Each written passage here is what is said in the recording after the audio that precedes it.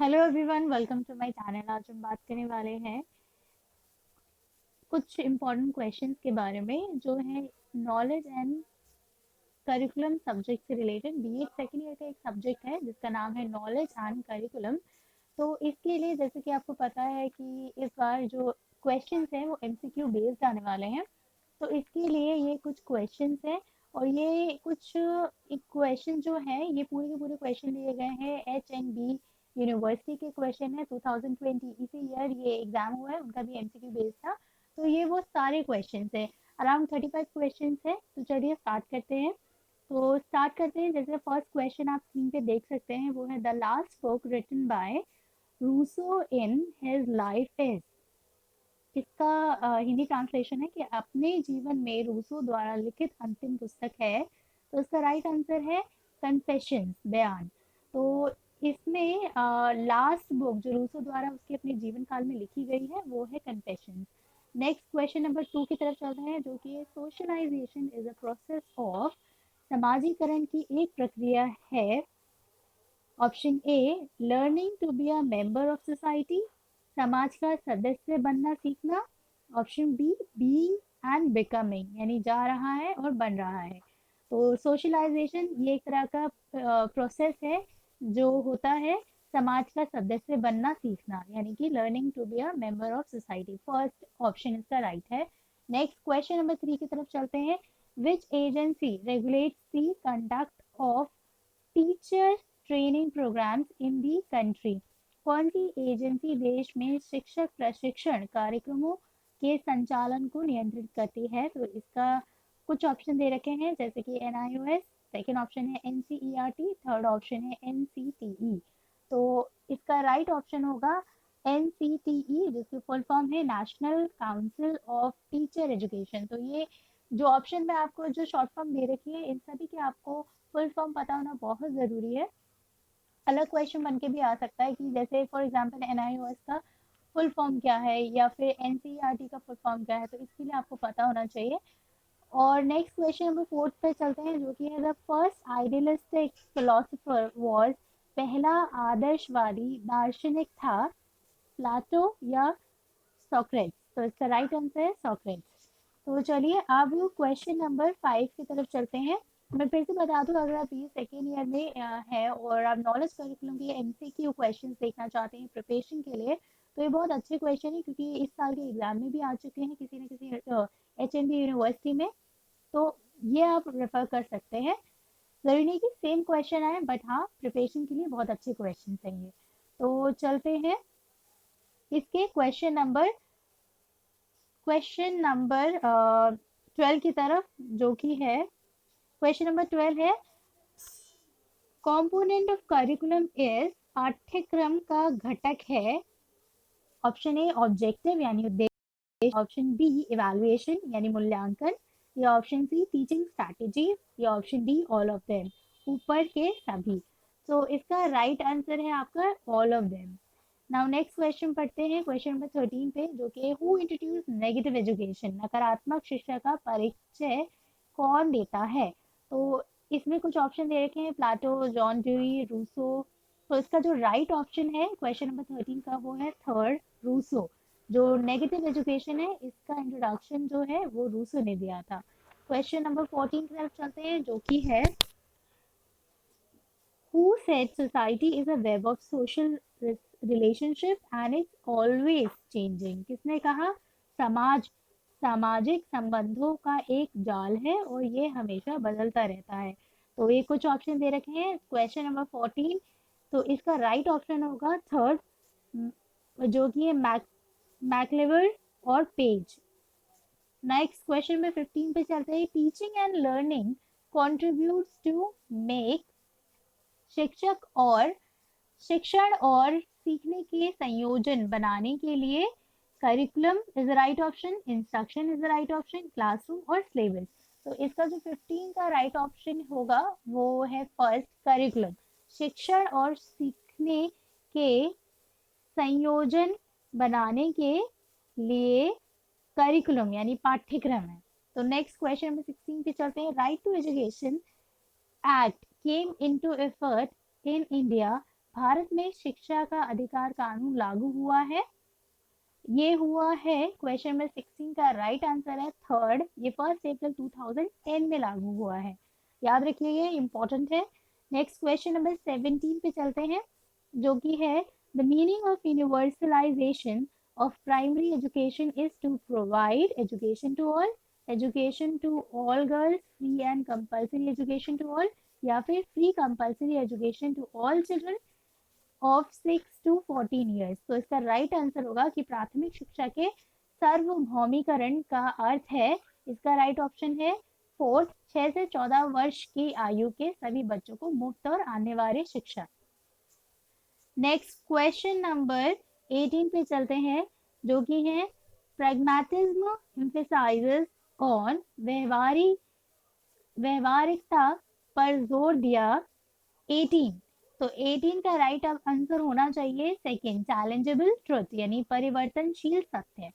तो next question number 19 पे आता है, curriculum is a word of, पाठ्यक्रम का एक शब्द है, इसका राइट आंसर होना चाहिए लैटिन, तो ये लैटिन का एक शब्द है।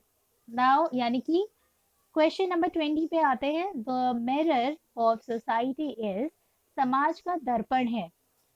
खेल का मैदान, समुदाय, अस्पताल, school, playground, community, hospital, school.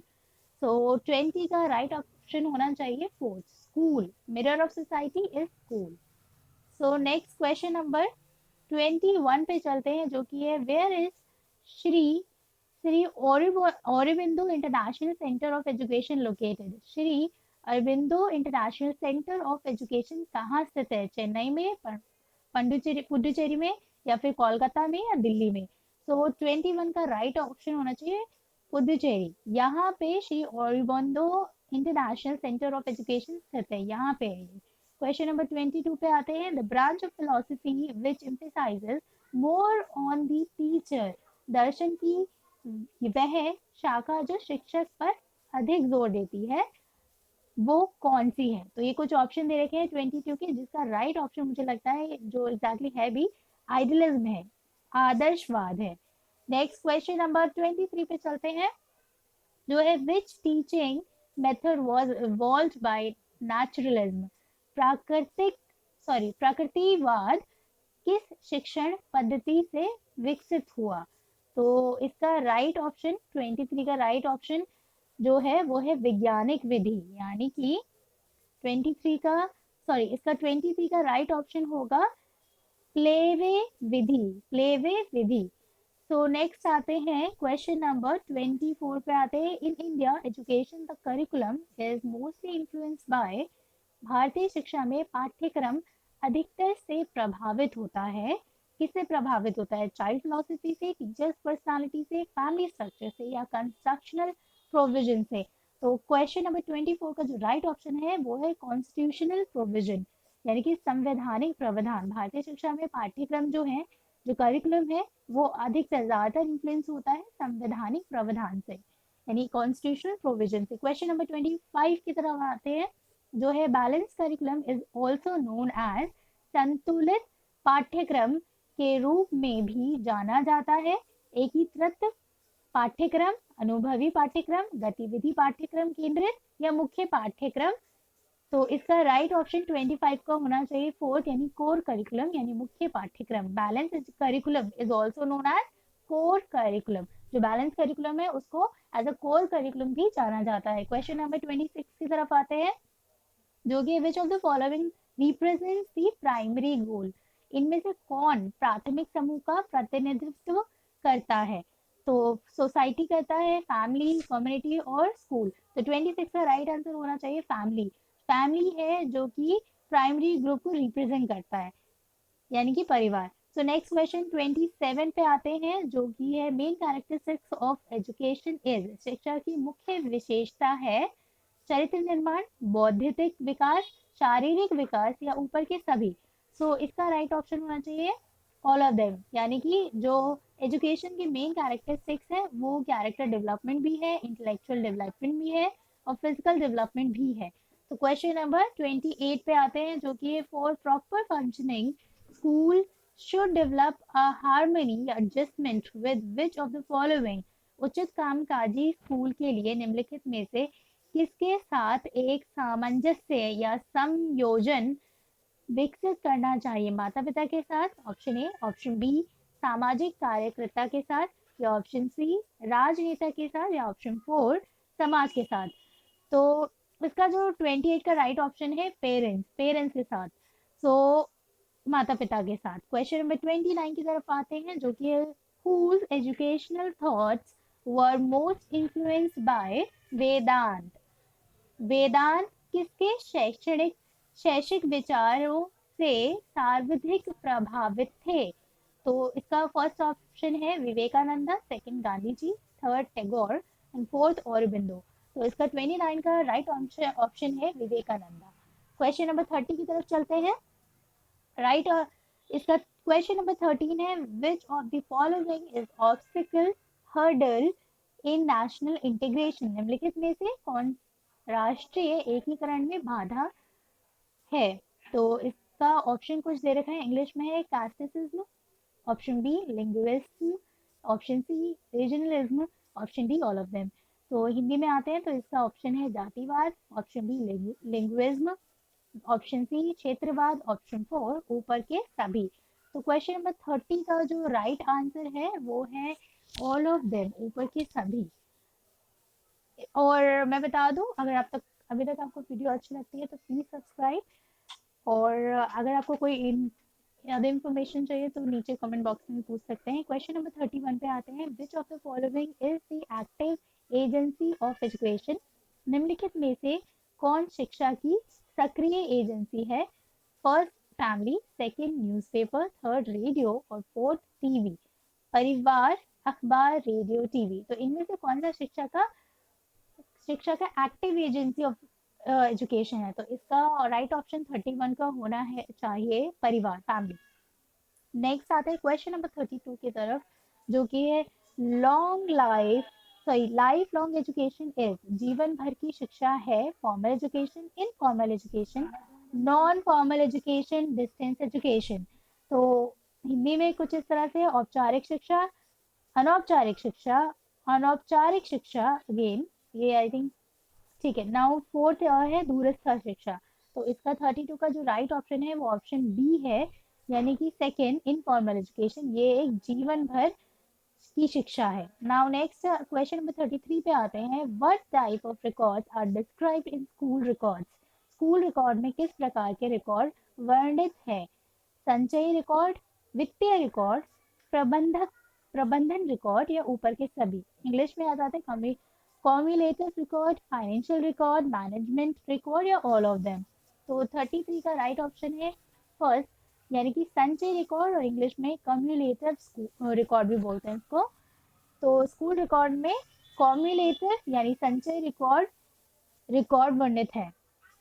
Now next आते हैं क्वेश्चन नंबर 34 पे, जो है सोशल इंस्टीट्यूट इज एक सामाजिक संस्था है, अ कंक्रीट यानी ठोस, या ऑप्शन बी एब्स्ट्रैक्ट यानी सार, option three a group of people, option four an organization यानी एक संगठन। तो 34 का राइट आंसर है फोर्थ, एन ऑर्गेनाइजेशन।